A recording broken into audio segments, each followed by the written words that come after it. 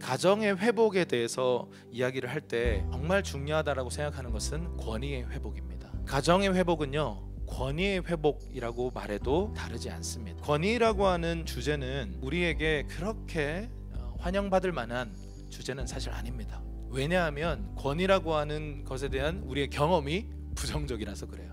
여러분의 과거 속에 경험되었던 이 권위가 어떤 모습이었든 상관없이 권위는요, 보호하기 위해서 디자인된 하나님의 축복이라는 사실입니다. 권위는 우산과 같아요. 이 산성비가 오고 있습니다. 우박이 막 떨어지고 있어요. 그럼 우리는 어디에 들어가야 됩니까? 이 안으로 들어가야 돼요. 그러면 우리는 보호를 받아요.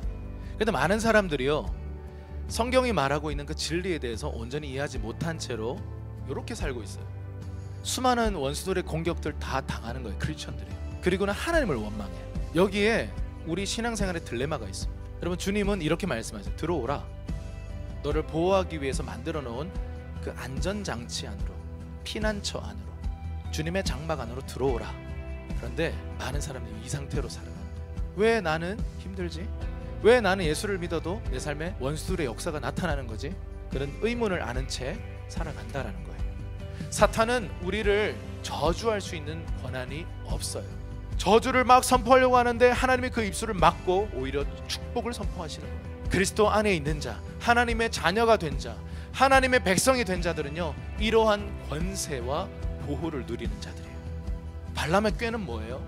문화라고 하는 이름으로 그 앞에 덫을 만들어 놓고 함정을 파놓고 유혹하는 거예요. 그런데 이스라엘 백성들이 100% 걸립니다. 이스라엘 남자들이 정신을 못 차리고 그 향락에 빠져 있는 거예요. 우리가 하나님의 말씀에 불순종하면 그때부터는요, 어떤 상태가 되냐면 우리를 저주할 수 없는 보호막 아래 있다가 불순종하는 즉시 이렇게 돼버려요. 그러면 공격할 수 있다. 이때부터 사탄의 공격들이 물밀듯이 뚫고 들어오는데 감당이 안 될 정도예요. 하나님께서 정하신 하나님의 질서, 하나님의 법칙, 하나님의 기준을 벗어났기 때문에 공격을 받는 거예요. 그럼 어떻게 해야 될까요?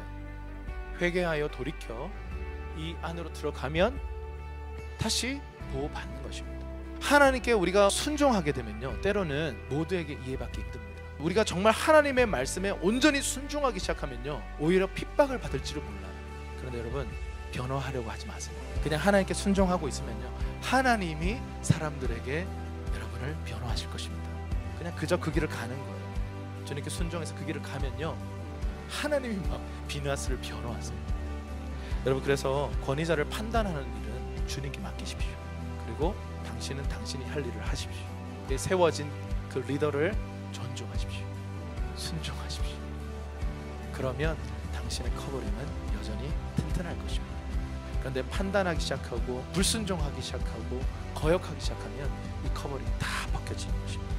여러분, 이 이야기가 사실은 많은 분들에게 부담감으로 작용하잖아요. 아마 여러분들도 적지 않게 그런 싸움들이 있으실 거라고 생각합니다.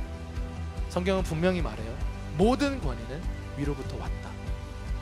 여러분, 이걸 기억하십시다. 우산 아래 들어가십시다. 여러분의 삶에 허락하신 모든 하나님의 안정장치, 하나님께 순종하고 하나님의 권위가 머무는 모든 사람들에게, 우리 부모와 직장 상사와 영적인 리더들에게 우리가 순종함으로 이 권위 안으로 들어가십시다. 그리고 권위를 소유한 권위자들이여, 권위를 올바르게 사용하십시다.